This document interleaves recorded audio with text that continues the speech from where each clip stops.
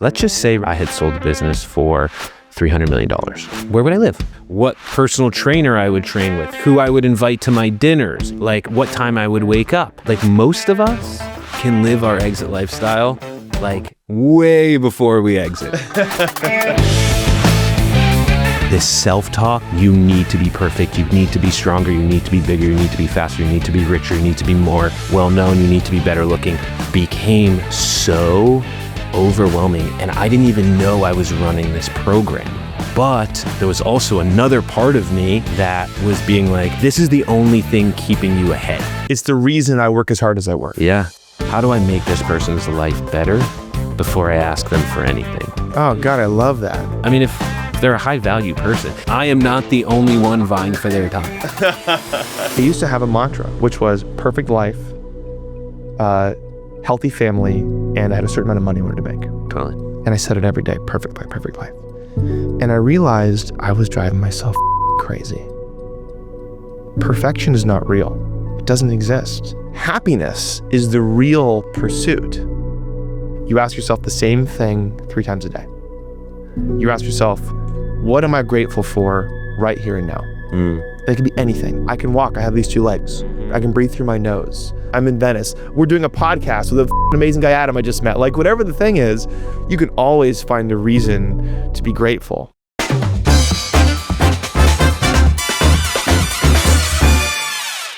Adam, so excited you're here. Dude, of course. I remember the first time we met. It was about 5 minutes ago. It was? Upstairs. But we're already really tight. I feel like I've known you for years, actually. And as you know, I've researched you a bunch. I've watched a bunch of your prior work. I've seen you at Thesis. And I was talking to Jake, my producer, and I said, we got to get him on the pod to talk about this mission you're on, to talk about, this is this kind of thinking, which is the way you treat yourself has tremendous effects on your life and your own success and what it means and what it, there's a bunch of layers there. And so one of the things, I'd love to, I saw this clip of you. I think it was on Instagram. It was very well produced, by the way. I think Jake did. Yeah, probably should. Was talking about, you were saying how, on the outside, you have and always have been this like jovial, friendly guy, successful and very muscular, I might add, Tight t-shirts. Call spade a spade. Go a long way. Extra mediums. But internally, it was not that. It wasn't what people were saying. And so I guess, one of the messages you said in the past, and I want to hear more about it, is the harshest critic that we have can often be ourselves. And I just want to start there. Like, when did your harsh inner critic first show up most strongly? Where did that come from? Dude, like from the jump. Like 7, 8 years old. All right. So I would say growing up, I was always really attracted to like military movies, karate movies, sports movies. Yeah. Right? Yeah. And so there's this like common theme, this like common militaristic coach or sensei or Miyagi or something like that. And so that like kind of like kept the Daniel-san or the star player like in line. And growing up, I had these 2 remarkably loving parents. I did not have at home like this militaristic dad and mom who were like, you have to get all A's. Actually, my parents wouldn't incentivize me to get A's. They would incentivize me to get outstanding effort. On my report cards. I could get all A's and my mom would be like, all right. And then she would look at the comments. And if the teacher didn't write outstanding effort, Adam seems like he really cares. Like that's what would get their attention. So anyhow. I like that. That's good. It's good parenting. They're incredible parents. I did something really good in a past life to deserve these 2 human beings. They are remarkable. And I grew up in an incredibly spiritual and loving and supportive household. They're not perfect. But what I ended up doing from a very young age because of all these movies is I created this militaristic sensei, coach, drill sergeant in my own head. And what it did was, I think when it was really young, it was really cool because I felt very empowered. And then as I got older, into my late teens, into my 20s, into my 30s, this entity, this self-talk, this like, you need to be perfect, you need to be stronger, you need to be bigger, you need to be faster, you need to be richer, you need to be more well-known, you need to be better looking, became so overwhelming. And I didn't even know I was running this program. But there was also another part of me that was being like, this is the only thing keeping you ahead. And he would turn on the second I opened my eyes. And I would tell myself all day, I'm loving it. I'm doing exactly what I'm doing. I'm building the company that I want. I'm making an impact in the world. I'm up at 6. I'm in the gym by 6:30. I'm like at a dinner until 11. Like I'm hustling. And in reality, like my nervous system was was destroyed. I was constantly so insanely self-critical, and I still am. Like, even though, like, don't get it wrong, because now I can like look back and be like, yo, I was a complete asshole to myself, doesn't mean I'm not still a complete asshole to myself. This program's still running, and I just need to be so aware and like fine-tuned on like when I am like being so harsh and so perfectionist to myself, and realizing like, is that actually getting me where I want to go? Okay, this is let's go deep, because this is really interesting. So I had kids 5 years ago now, and I remember I was talking to someone, and they said, look, the first thing you got to do before you have kids is you have to go to therapy. And I was like, why the f-? Like, why do I have to go to therapy? And they said, well, look, whatever trauma you had with your parents, if you don't break it, is the exact same trauma your kids are going to have with you. And that alone is what motivated me. I was like, f-, it. If this is what I got to do, I'm going to do it. And what I came to was the same thing that I'm hearing you saying, which was, there is some part of yourself that I convinced yourself you were not enough. And that, I even get emotional saying that. Like, God, that hurts. No one wants to hear that. And so one of the things I grappled with, and I want to get to how you did this, which was, I'm in these therapy sessions, and it's so funny. My therapist, he looks like Will Ferrell. It's just wild. He's equally tall. Like, it's a really interesting. And I had this moment. It was the same thing you mentioned, which was, I was like, God, I know this is unhealthy. And I know that it, I look in the mirror and I always find the flaw that I have. I wish I was a little taller. I wish I was a little bigger. I wish I was a little smarter. I wish I'd taken that fucking job at Airbnb, like all the things. And I need to stop, because if I don't repair that, I'm not going to have kids that are healthy. But then the other side was, but I feel like it gives me an edge. Like, it makes me ambitious. It makes me do and work this hard because I want to be enough. Man, there's some like dangerous cognitive dissonance in that. How do you, because you're turmoil, you're an inner conflict. Yeah. How are you how are you rectifying that? Like, what's your internal, like, that this thing is happening. What are you doing? You eat yourself alive. Yeah. So walk me through that. You mentioned now, even today, you have these things. Like, you wake up and that version of yourself, that part of yourself is there saying like, let's go, Adam, be better, be bigger. But also, it feels like you found a way to turn that into a power. Maybe like, how have you balanced it? What have you done? What's the journey been? I know that there's a problem. I didn't know there was a problem before. I think it's like really just like going back to first principles. Like, is this getting me where I want to go? Is it actually increasing my capacity? Is it actually bringing me joy? I've also really reframed my goals as like, I think for, all of my 20s and 30s, I was just trying to like acquire money and acquire power and but I had no clue what I wanted to do with it. Right. And I think like it's a lot of guys like our age who had done this, where we kind of like got into, I think you were in San Francisco. Yes. And I was in New York, and we kind of like get into this like groupthink where we like take on the desires and aspirations of the people around us, because it seems like somehow that they're safe. And so like, we have the $1 billion exit, and we have the $50 million funding rounds, and we have the 150 employees. But like, we don't actually, that's not fair. I had never actually been like, how do I want to spend the money? Like, what do I want? Yeah. And so once I stepped away a couple years ago from running Thesis full time, and that's when I moved to Venice. And what part of my thought process while I was going through that was like, okay, like let's just say rather than me stepping away from the day to day, I had sold the business for $300 million. And after taxes, I was, about $100 million, whatever that was.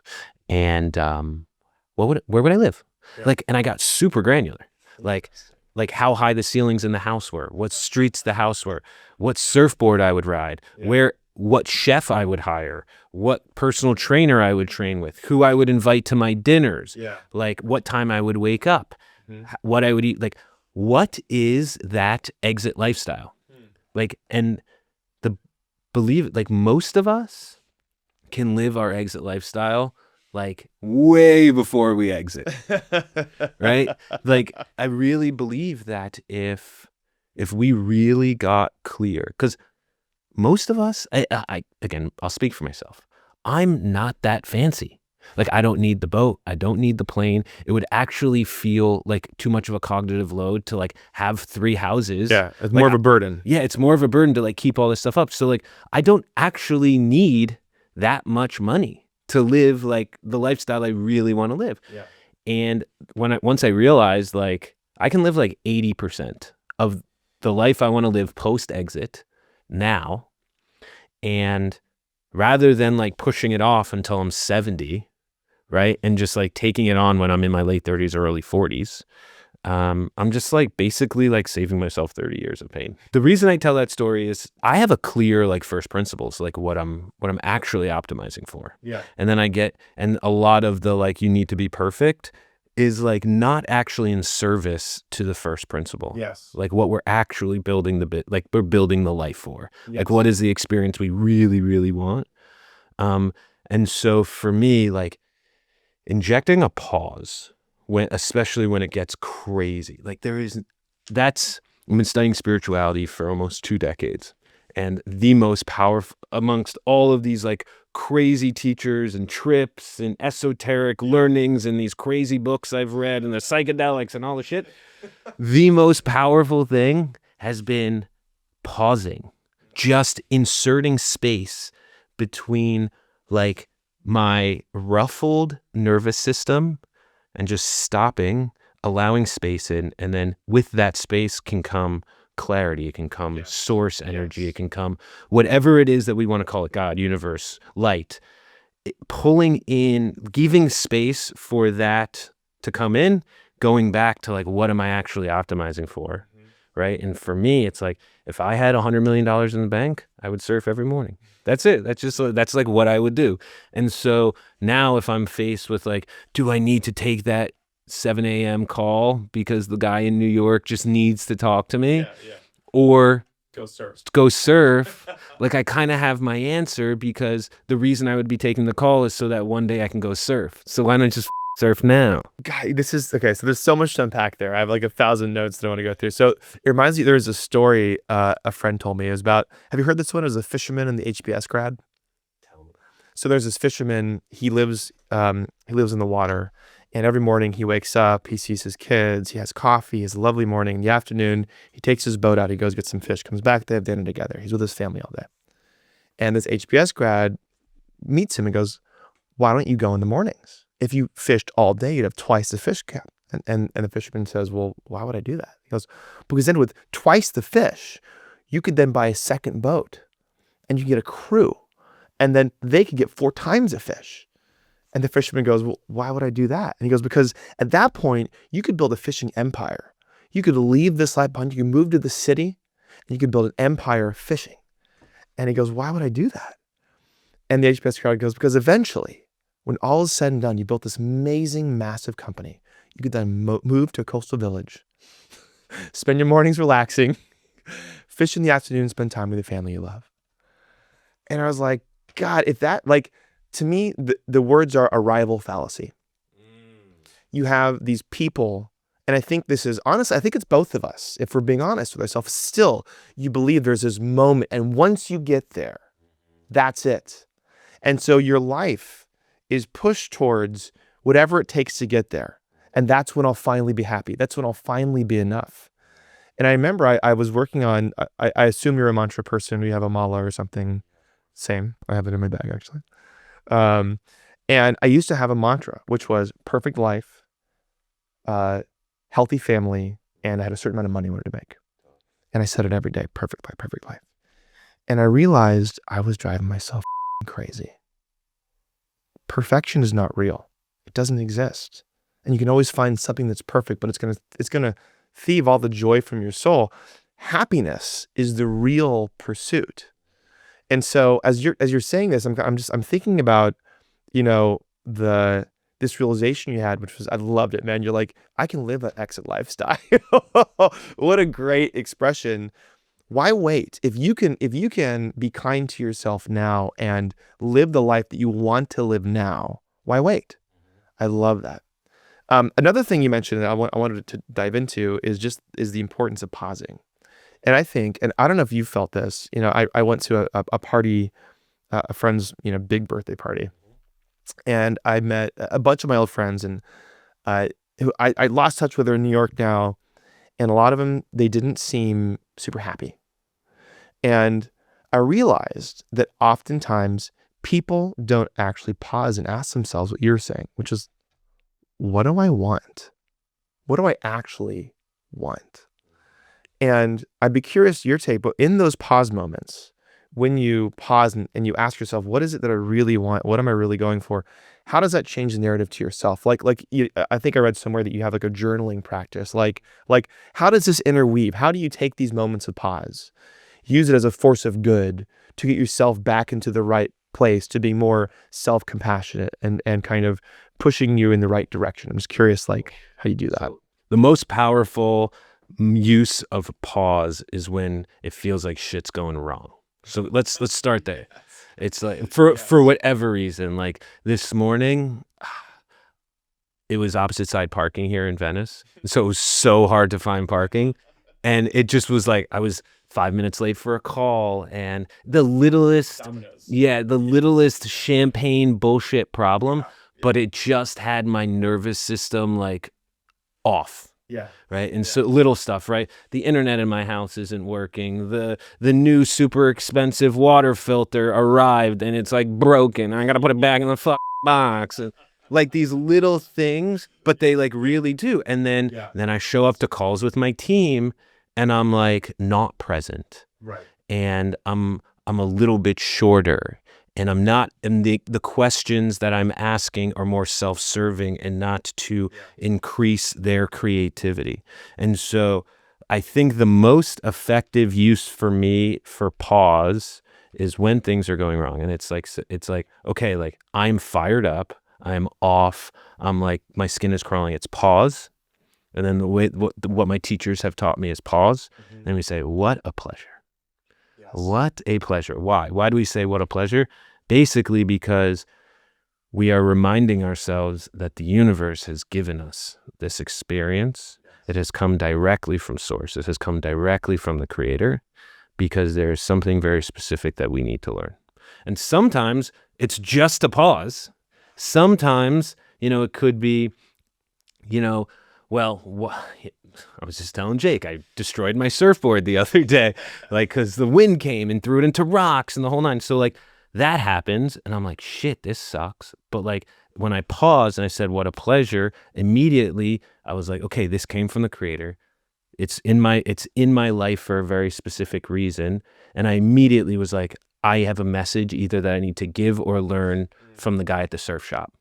And so I threw it in my car. I ran to the surf shop. I was like, there's something here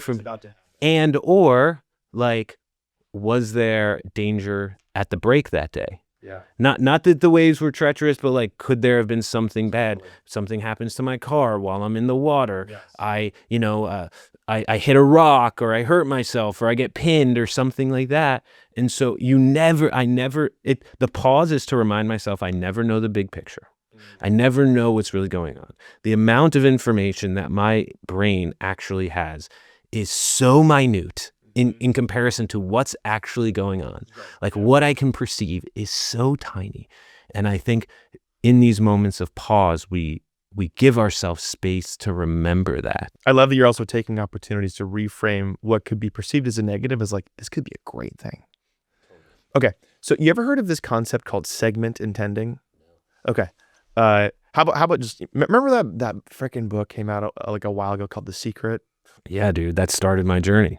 Really? Dude, I used to I read that with my family. We used to watch the movie over and over and over again. Because it came out when we were like in high school, college. Like it's been out for a while. Okay. And that started like my whole spiritual Really? thing. Yeah, because it's science and spirituality. Exactly. It's all of these scientists proving the law of attraction works. Yes. Okay. So, it wasn't that book. It was a book that it was initially based off that started mine too, called The Law of Attraction by Esther and Jerry Hicks. I don't know if you've read this. No. A lot of Napoleon Hill, but not. Okay. Okay. And so like, it's that too. Then we go to segment intending, which is, if you just go to like the rules of the universe, let's just start there. Yeah. It was a bunch of matter floating in nothingness. Yeah. And then eventually like attracted like. And all of a sudden, matter came together and it formed planets, and gases came together and it formed stars. And it's this universal truth that like attracts like. And so, as it goes, you mentioned, sometimes you have a day and you're just a little off. It feels like things get worse and worse and worse. The theory scientifically is, whatever you spend your time thinking about and having emotion about, that is a magnet and continues to pull that into your experience, whether it's positive or negative. And so segment intending is from the law of attraction. I like literally, this is embarrassing. I like listen to the recordings, like on the plane today, I was like listening to it. Segment intending is designed to be the most effective way to build your personal willpower. And what you do is you demark, what are segments in my life? Waking up, what's it going to be like for me getting ready for work? What's the drive going to be like as I go to work? What's the first meeting going to be like? And the idea is you take an intentional pause every time you're about to do something. Someone calls you on the phone. You go, hey, 1 second. You pause and you ask yourself, what do I want to achieve in this moment? And then you call that into that moment. And as you were talking about pausing, God, that's it. And I think this is something. So I was looking at this study. It was a UPenn study and UC Davis study that said there is one thing that can consistently extend life, improve happiness, and actually even turn lifelong pessimists into optimists. And it's very simple. You ask yourself the same thing 3 times a day. You ask yourself, what am I grateful for right here and now? And it can be anything. It's a gratitude practice, as you were saying. Like, I can walk. I have these 2 legs. I have whatever. I can breathe through my nose. I'm in Venice. We're doing a podcast with an amazing guy, Adam, I just met. Like, whatever the thing is, you can always find a reason to be grateful. And I think I'm just loving this message, and I'm trying to restate it, and make sure I'm hearing it right, which is when you pause, put intention into the next thing, put a little bit of gratitude into that.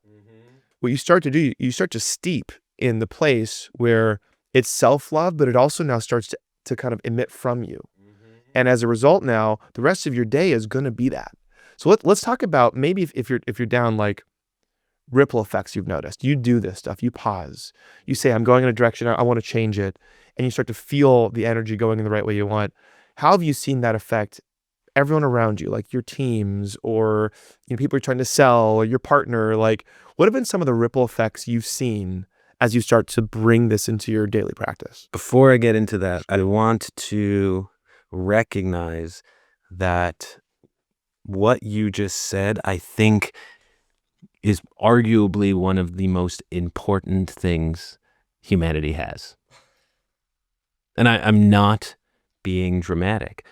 Basically, what you just described, and maybe we can like pause on that, and we can like double click into what you just said, is you basically have figured out how to hack the source code of the 3rd dimension.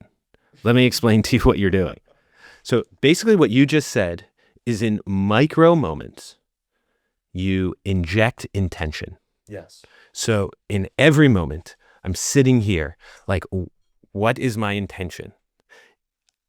Oh man, so basically, like, there's a bunch of science around intention right now. Yeah, energy follows intention. So So there's a man. He was just on Mayim Bialik. Mayim Bialik was Blossom back in the day. She's now a PhD and has a really cool podcast. My mom sent it to me, and she had this physicist on there, and he has studied that literally when you set an intention, you are changing the probability, the raw probability of that thing happening in the future. So it's a subtle change, but just by setting an intention, you are shifting the future probability that thing will happen, vastly increasing the likelihood that thing happens. And so if everything is a level of probability, like there is a probability one finds their soulmate, there is a probability one becomes a billionaire, there is a probability one, God forbid, passes away early or contracts, God forbid, cancer or something like that. Right. But everything, there's probability. What this guy said was every time we set an intention, we skew future probabilities just in our thoughts, and it's in a measurable way. God, what's this? We gotta find this. No. I'll send you because I've watched it 2 or 3 times now, like every time a little bit faster just to remind. Yeah. But like it's really, really special stuff. Anyhow, I believe if there's one thing that I could get better at, that I wish for myself, that I pray for myself to improve at, it is in every moment, every time I get on a call, every time I write an email. Like, imagine me writing an email to a potential prospect or a potential person I'm trying to recruit. And in that email, right before I write it, I'm like, man, I just want this person to feel love from this email. Yes. I just want this person to know how appreciated they are. I want this person to know how rare their talent is. Hey, how are you? My name's Adam, right? Yeah.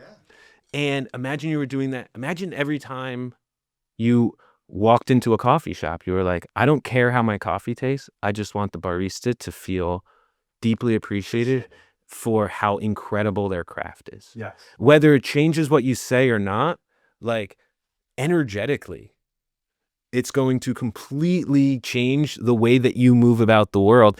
And as you know, especially when there's large groups of employees, right? Yeah. That you're not directly interfacing with. You're not actually, yes. They view your leadership energetically. Yeah. Like your vibe. What's that? There's that quote. It's like people don't remember what you said or what you did. How you made them feel. Yes. Maya Angelou. That's yes. Through Oprah. God bless all of those people. That's it. That's energy. Yeah, that is is energy. It's vibe. It is vibe. It is vibe. And it's hacking the source code is micro-dosing intentions. And I was thinking about there's this Carl Jung quote, and I've been reading, I want to get into this for 5 seconds. Your subconscious. Yes. He says, if you don't make your subconscious conscious, it will direct your life and you'll call it fate. And I think about that a lot. And I think, you're talking about, I love hacking the source code. I think you're right. I think what we don't realize, and there's every religion has a version of, hey, we are in the image of the creator. I think it's willpower. I actually think that's what the image is. And we have this tool that's available to us that can change anything very rapidly if we believe it enough. And so I guess... well, can I double click on Can we let's define willpower? Yeah.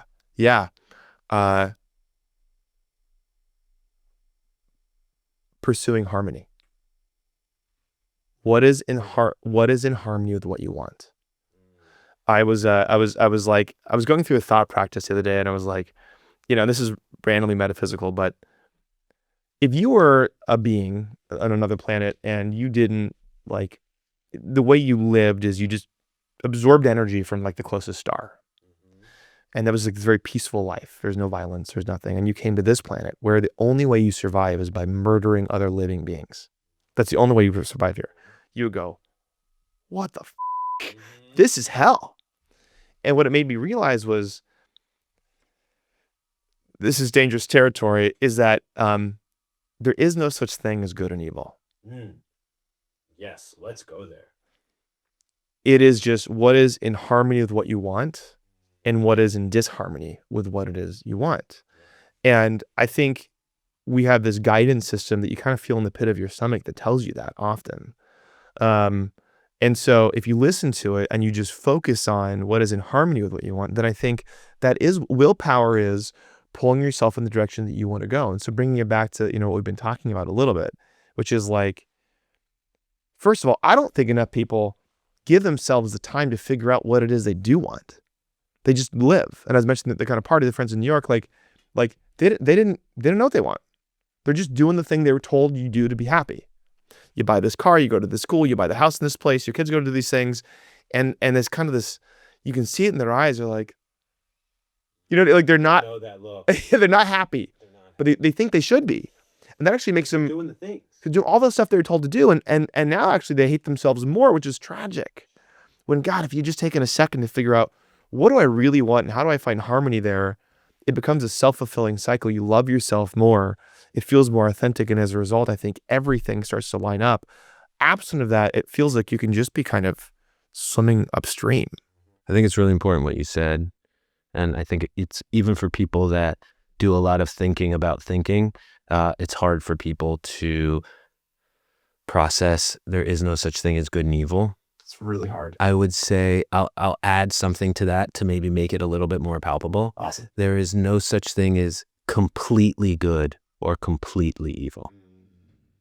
So based on context and understanding, and time and situations, there are things that are good for one being and evil for another at a certain time.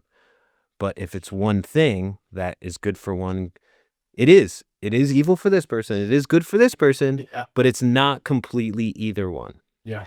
And I think we love to tag things good and evil because what it does, it's a binary. And what I think it does is it allows us to tag it and then move it off of our plate. Because if we really go to the core and we like sit with something and we're like, nothing is completely good or nothing is completely evil, it leaves open a lot of things to think about. And so by tagging something, whatever, this leader is good or this leader is evil or this group of people are good or this group of people are evil. And listen, like, I'm a single white Jewish man. Like, there's a lot of people trying to get me to say a lot of shit's evil right now. And a lot of people trying to tell me that certain entities and nations are good and certain entities and nations are evil. And for some people, it might seem like, well, Adam really doesn't give a shit. Like, he like feels, but the reality is I know, like, I can tell you 100%, and this is a little bit off topic, but I feel strongly about it. I would walk into a Palestinian march and I would hug every single one because I get it.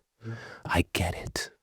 And the same in Israeli march. This is not a political podcast, but I will say that it is easy for us to tag one or the other, get it off of our plate. Now I can think about something else. So I understand why people do it, but there is no such thing as good and evil. Continue. This is the danger of xenophobia, right? Whenever you create an other, it's very easy to vilify them. But the reality is we're all people. And I think this is like, we can go deep here. It's this great illusion we have that we're all different and that we're all actually not just the same, actually at the source of it all. And it's dangerous. We didn't really talk about it, but you do have a bunch of practices every day. Like let's just talk about some of those. Like you're on this journey. You've been on it for a while now, starting with our favorite book, The Secret, which is great. Like what are those things? Let's say you're a founder, and you're in the middle of something and you're going, I got to change. And you're convinced that, like everything, part of it is some relationship you have with yourself.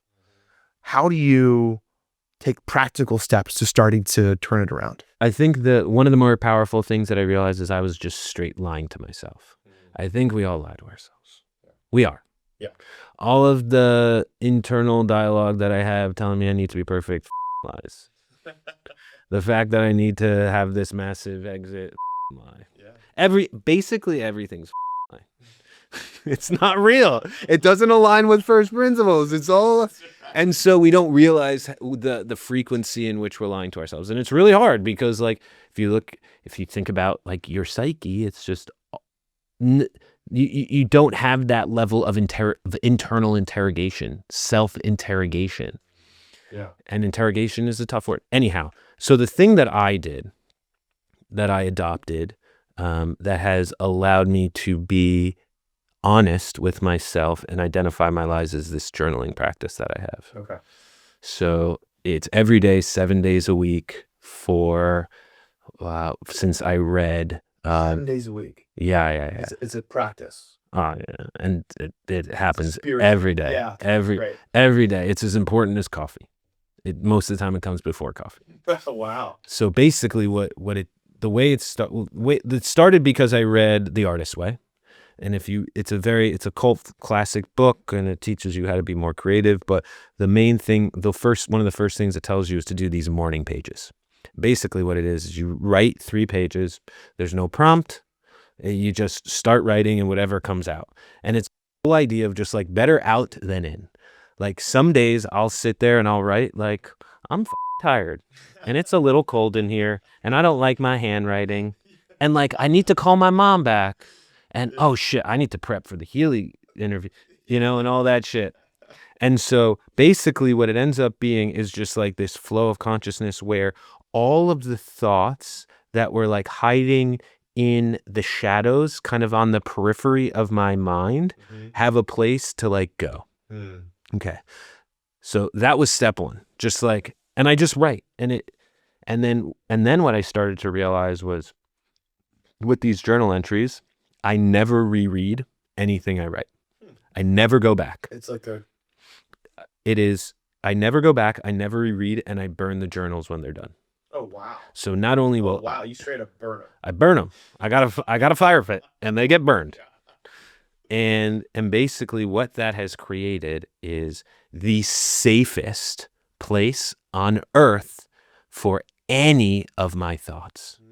Because there is a guarantee that no one will ever read them. And most importantly, there's a guarantee that I will never read them.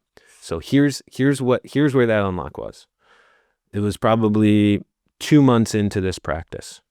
And at that point, I was living in New York and I had some unrequited love. A friend of mine I had fallen in love with, and she was not in love with me. And I'm writing about it. And I go to write her name and I write her initials, not her name. Huh. Ooh. Interesting. Why did I do that? Yeah. Am I afraid that years from now she's going to come in here and go through my journals and open it up and be like, there's my name. Oh, no, she knew. I told her I was in love with her.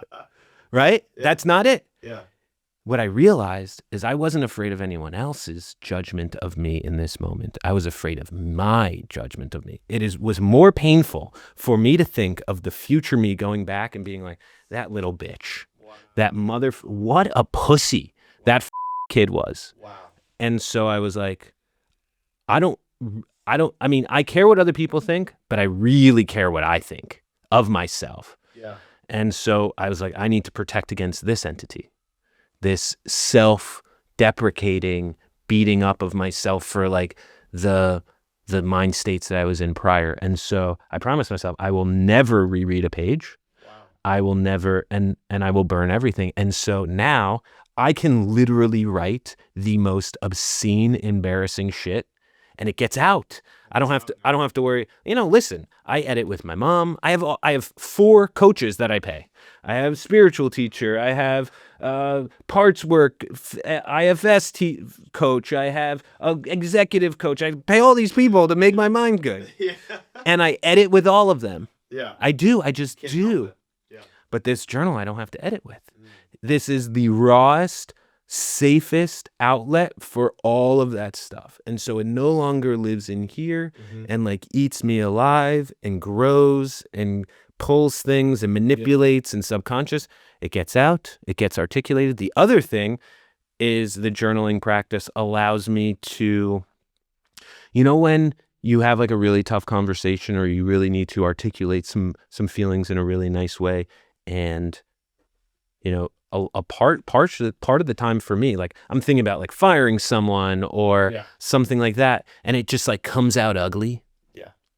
So now I have a place that I can fire everybody multiple times before I fire them. And so by the time I'm at that place, I'm not fumbling over my words. I'm super concise. Yeah. I'm direct to the point. I've already thought, like, how is this sentence going to land with them? Ooh, maybe I should take the compliment and bring it to the top and then circle back. Maybe I can, a lot of times what I've noticed in human conversations, at least with me, is concision. Concision breeds trust. Yes. Right? Like I noted, like I was a sales guy when I was like my first job out of college. And the one thing that I would always notice with like guys who like really didn't believe what they were selling, Talk too much. Too many words. Totally. And so if you can get like, if I can write a journal entry where it's like a page, and then I can be like, oh, how do I say that in a half a page? How do I say that in 3 sentences? Mm-hmm. The 3 sentences of bad news goes over so much better. I completely agree. So, okay, I love this. So journal practice does a lot of things. It's prepping for the day, prepping for moments, but it seems like it's like, it also kind of gets out some poison to a certain extent. It's like, that 90% poison. 90, yeah, okay, that's good. You get it out of your system, and it's like, when something really hurts, if you try to avoid thinking about it, it hurts. But if you just focus on the pain, it no longer controls you.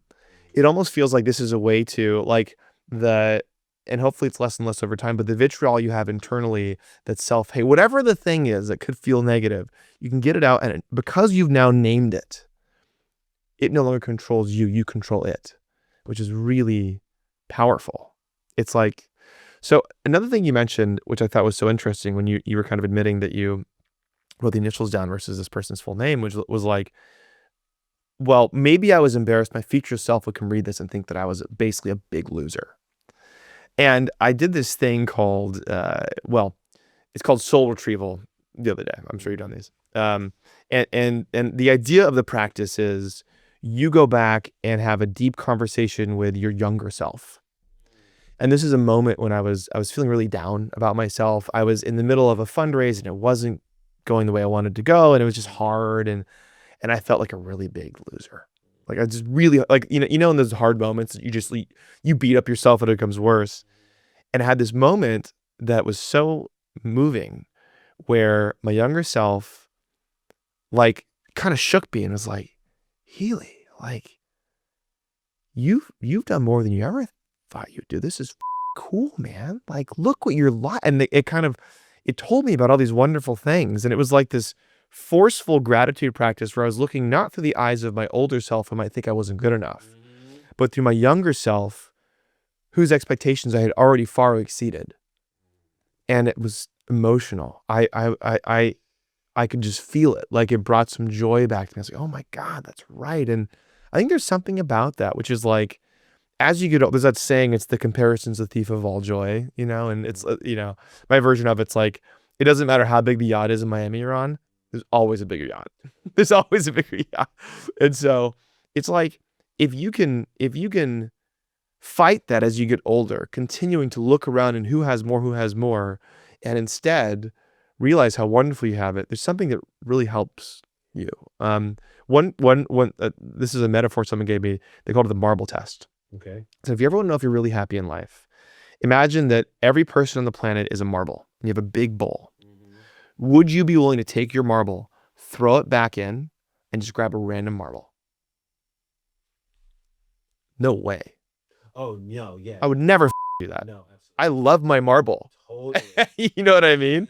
Ooh, I get And there's something interesting about that too, which is like, I think as you're talking about these things you can do, journaling and pausing, which I love all these like really practical ways, intention. Part of it is also, how do you provide yourself that perspective? Imagine you are yourself in 4th grade. Imagine you are now given a choice between my life or someone else's life on the planet. What would you do? All those things, I hope, can lead towards a version of self-love. And being able to look in the mirror. I try this. It's so uncomfortable, but I do this all the time. I look in the mirror and I say, Healey, I love you. Dude, that shit is the best. I do it too. It's hard. It's so hard, but it's so good. It's so good. It's so good. So good. Have you ever read that book, Love Yourself Like Your Life Depends on It? No. By Kamal Ravikant.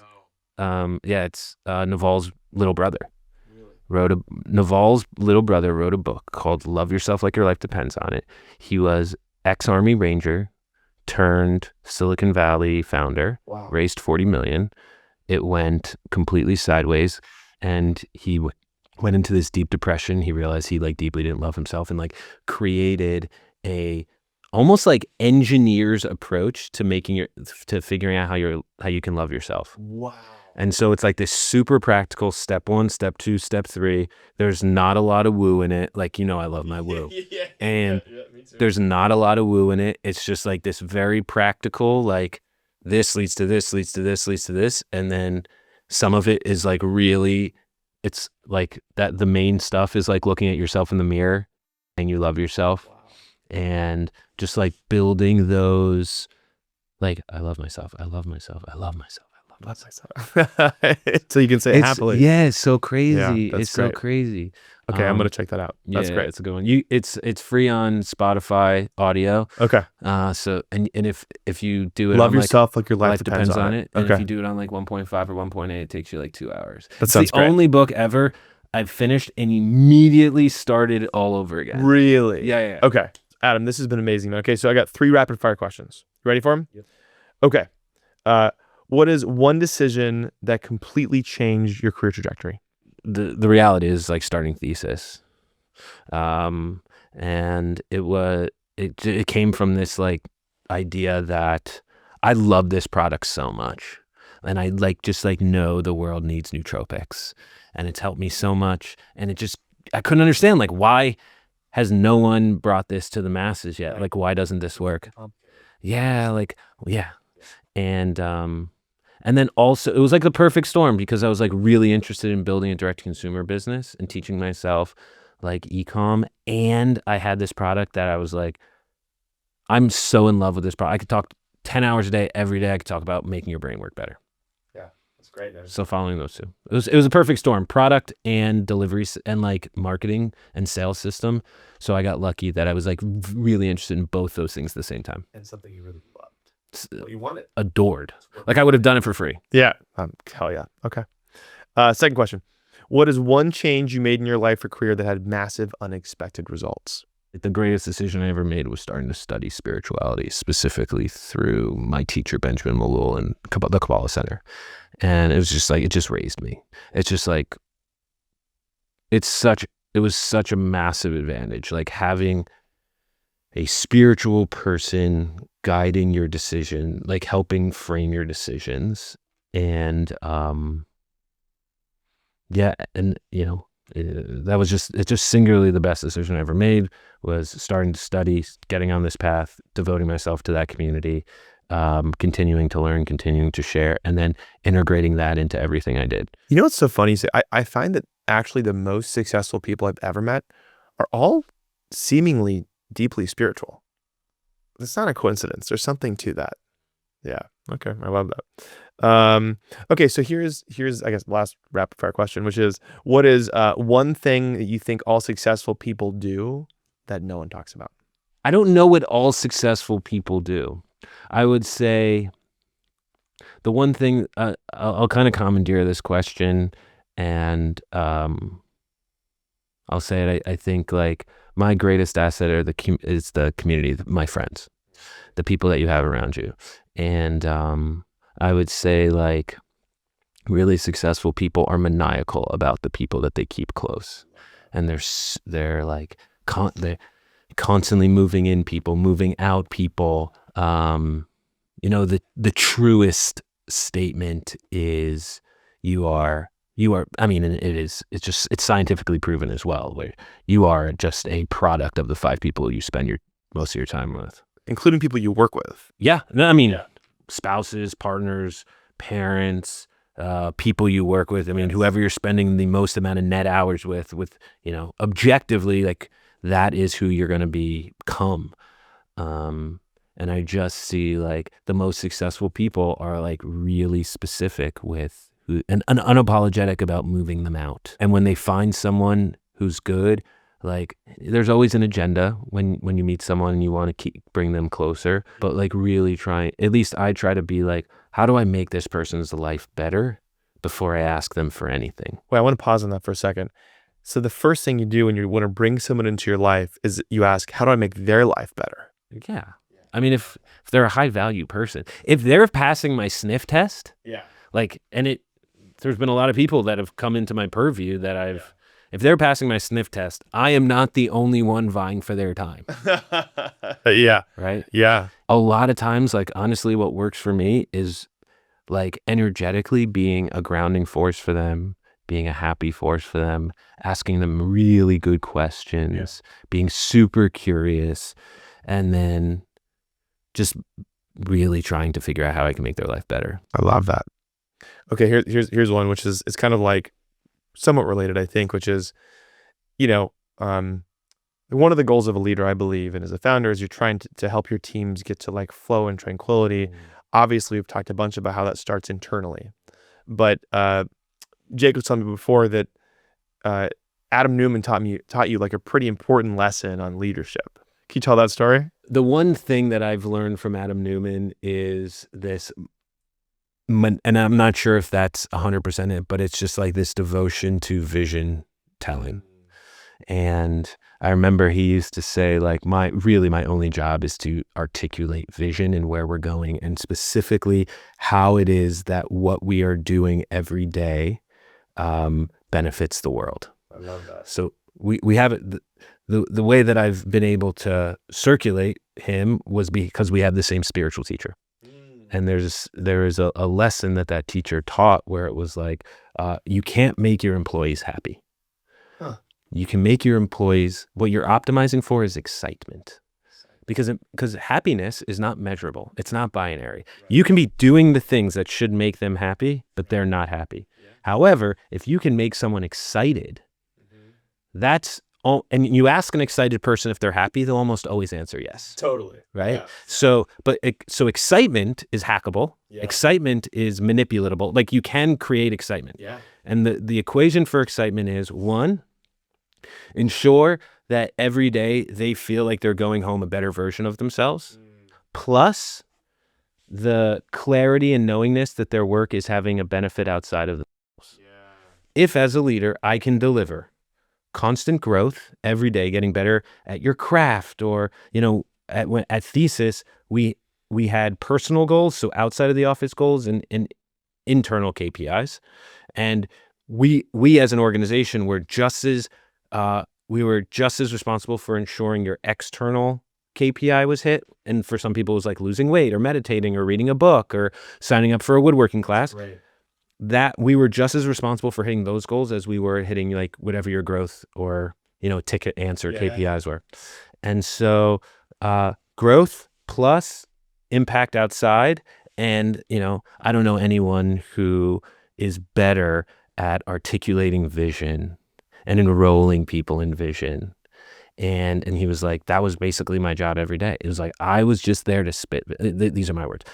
He was like, and this is kind of the role that I took at Thesis, where like I was just there to remind them how important this company was for the world, and how much better, how much, money we're saving people, or how much time we're saving, or stress we're saving people, and how many more people will get to go to like live in-person events or whatever that is because of the work that we're doing. And constantly, this is vision, this is impact, this is vision, this is impact, plus setting them up to a place where like, do you actually like what you're doing?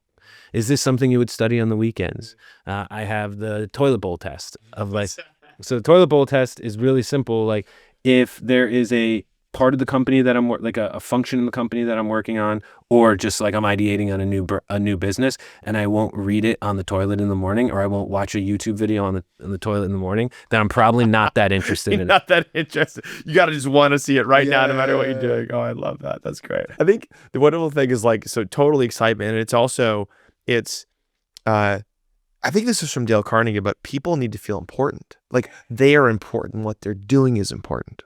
The number one thing that I have found that makes people feel important is asking questions. Yes. being curious. Yes. It's like two-way street because it like gets you all the information that you need. Totally. And like the byproduct of being curious, They like you more too. yeah, they're like, oh my God, this person like really values me. Like I must be important. Like this is a smart guy who's like asking me for real advice, and you're getting the information that you want, and they're getting everyone. That is like the perfect curiosity is like the perfect everybody wins. I love that. I'm confounded when you meet people that literally have nothing to say. Like I have 15 questions. It's default in my head. Whenever I meet anyone, I'll ask them.